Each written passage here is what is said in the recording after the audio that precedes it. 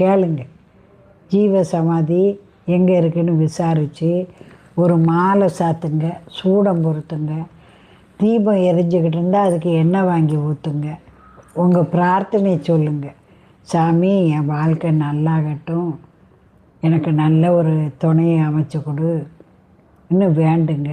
கண்டிப்பாக நடக்கும்.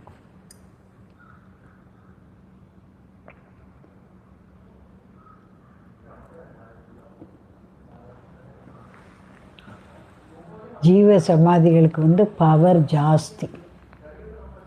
அவங்க தவ வலிமையினால் எல்லாத்தையும் தீர்த்துருவாங்க. நீங்கள் எப்போ எப்போ உங்களுக்கு கஷ்டமோ ஜீவ சமாதிகளை தேடி போய் வணங்குங்க.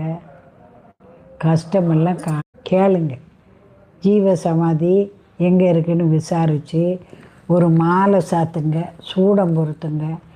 தீபம் எரிஞ்சுக்கிட்டு இருந்தால் அதுக்கு